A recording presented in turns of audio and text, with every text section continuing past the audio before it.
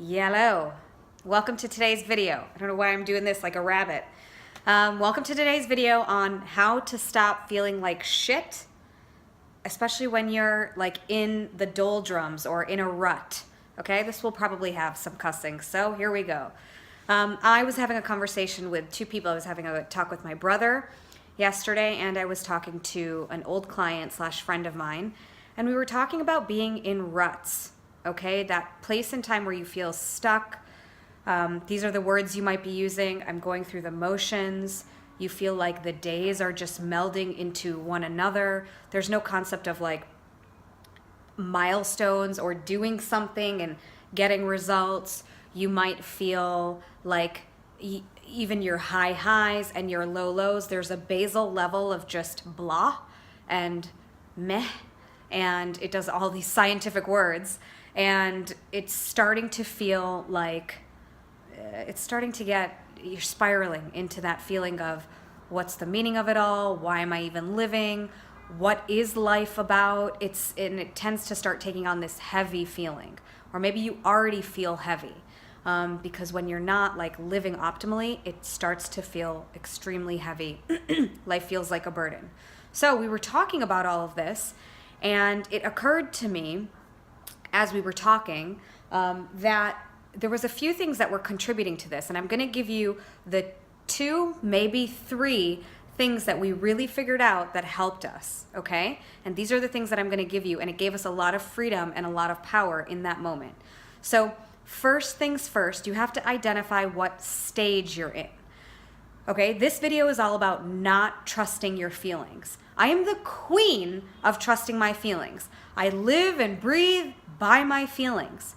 But what I will say is, when you are in a state of stuckness, of feeling like you're in a rut, trusting your feelings is not reliable at all. Because your feelings, first and foremost, they change from one moment to the next. Of course, that's what feelings are. They're just momentary. But more than that, your feelings when you're in this particular phase of Netflixing and chilling and not doing anything, they're wired for comfort. Even though you might be feeling a lot of pain because life feels heavy and you know you're not doing the things you should be, want to be, need to be doing, that doesn't override. Like it still takes second place to the feeling of comfort that you're seeking. Okay, you're in like a comfort zone, even though it feels uncomfortable. Try to understand what I'm saying here. I am not telling you to not trust your feelings. The first thing is to identify what stage you are in.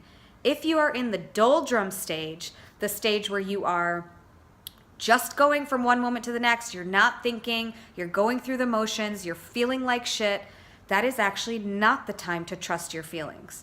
The time to trust your feelings is when you're feeling powerful or when you have an intuitive hit. When you're feeling stuck and in the doldrums, there's so much noise and so much going on that quite frankly your intuition oftentimes is you can't even hear it.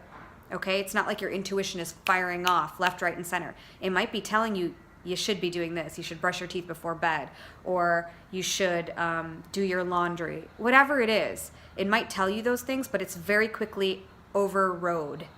Yeah, I think that's a word. Overrode by this feeling of just numbing out. Okay? So first things first, if you're feeling like shit, identify what stage you're in.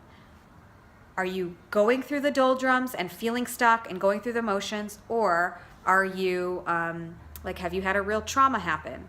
Did you lose your job? Did someone die? Is there a real situational, circumstantial thing that's causing you to feel bad? Or is it just this basal level badness? The basal level badness is the one where you can't trust your feelings.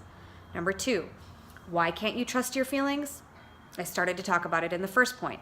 When you are in this phase, you're more wired for comfort and numbing out, and you're habituated to your responses. So I remember a time in my life when I was totally numbed out, many times in my life where I've been numbed out, where the thing that was driving me was not, oh, I need to fulfill my potential, or, oh, I have this great thing I could be doing to help someone else. All of these things were there, but they felt more of a burden.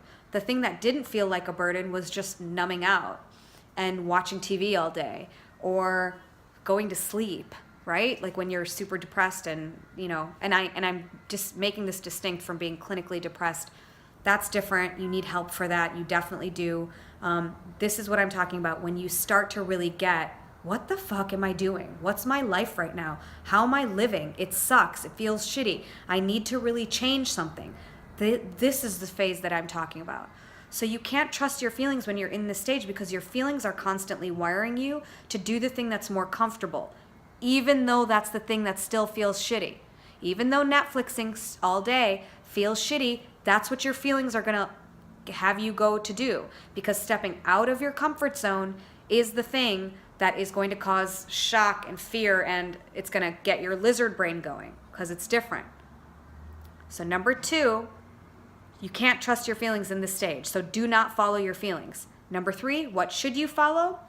Anything else besides your feelings. Literally any system, any routine, something that is going to shake you out of this complacency that you're in. That's what's going on right now. You're not feeling useful, alive, like you're contributing to anything, like you're contributing to even your own life. We all want to do these big, purposeful things and like help and make an impact. And yet we are totally taking away ownership of even our lives. Like little things like going to sleep earlier, brushing our teeth before bed, or, that's just one example of things. Like, you can't do the big things until these small things are taken care of. And don't shame yourself. Don't make yourself feel even worse about it. Every single person I know, including myself, goes through phases of this all the time. So, and we're all driven and successful and have different, have achieved different results in our life. Don't shame yourself. But first and foremost, you have to trust something else outside of yourself. You do not know the answer right now. Neither do your feelings. So don't trust them. Figure out some kind of routine or some kind of system. You have to put that trust outside of yourself. And here's the thing. It's going to be something uncomfortable. It sucks. Every time I hear it, every time I have to say it, it's like, what, this? Of course, it's going to be something uncomfortable. But it's true. You have to shake the shit out of yourself in some way. You have to just shake yourself, So if it's the thing that is like, oh, I know I have to send this email, and you just haven't sent it for 3 weeks because it's too uncomfortable or it brings up all of these things, it's that email that you need to send. Whatever you do that's going to help you send that email is the thing you need to put your trust in, not your feelings. Whether that's someone slapping you, whether that's you getting an accountability partner, whether that's literally taking a cold shower, it doesn't matter. You have to shake yourself up, and it has to be something uncomfortable. And guess what? The beautiful thing about this is that you can choose. You can choose to make this just like you've chosen. A lot of times right now, people tend to fault themselves. Do not do that. It's just going to cause more shame, fear, hopelessness, lack of action. Do not do that. The power to choose is within you. We're choosing it. And I know everyone says, well, we know what to do. Well, why aren't we doing it? I don't know the full answer to that, but I know it has to do with choice and ownership. Everything is like life just feels like it's hitting you. Well, you're putting the ownership on life right now. Life is the one that's hitting you, right? You're blaming life. Put the ownership back on yourself. It's so relieving. New York City soundtrack.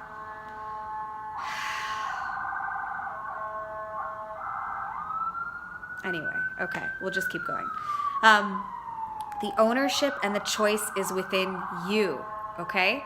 So that should give you relief. Trust me when I say, when you start to take responsibility, even the thing that feels shitty to do, that hard, uncomfortable thing, by the time that you do it, you're going to feel 10,000 times better.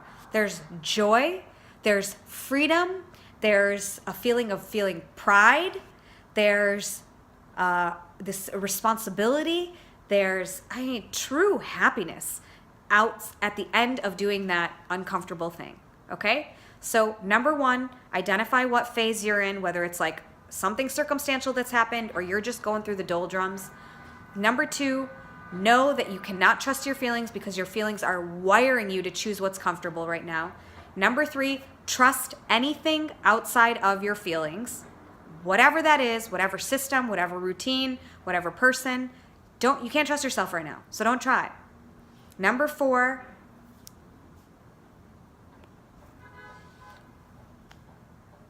shake yourself up. Don't get uncomfortable, however that may be.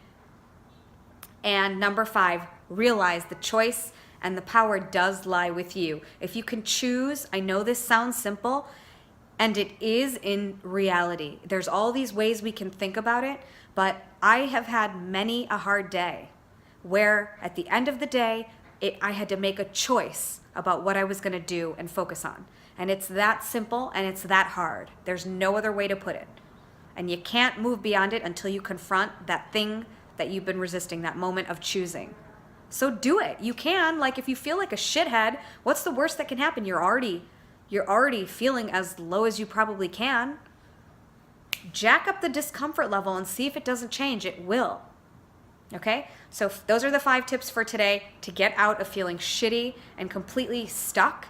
And masterclass on Wednesday. Do not forget the masterclass on Wednesday. All about, it's all about systems.